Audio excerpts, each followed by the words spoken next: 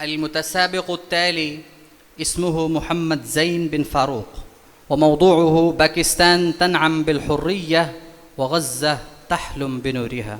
فليتفضل. الحمد لله الذي جعل الحرية كرامة للإنسان وقضى على الظلم والطغيان.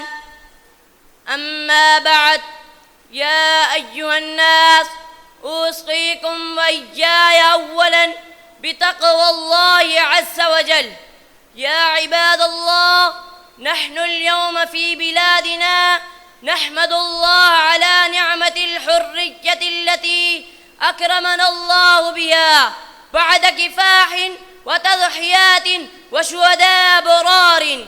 لا غرو أن الحرية لا تكون إلا بالإيمان والتضحية والوحدة، وما نالت باكستان حريتها إلا بعد جهاد واتحاد وثقة بالله.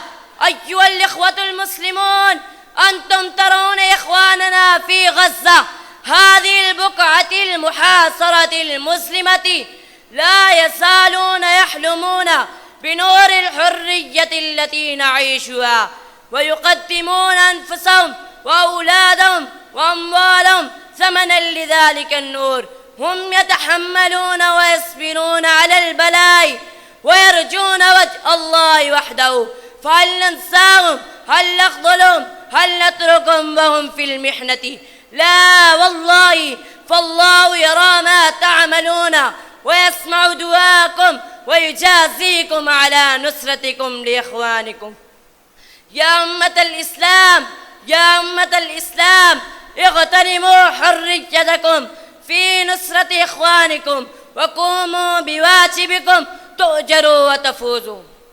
وأخيرا أقول كما قال الشاعر: غزة تبكي والليالي شاهدة، غزة تبكي والليالي شاهدة، والدمع من أين الزمان مباح، غزة في الحصار والطفل يبتسم، غزة في الحصار والطفل يبتسم، ويرسل الأمل الوثيق وراح، في كل زاوية دم وقصيدة، في كل زاوية دم وقصيدة، والشهداء في الثرى أمجاد.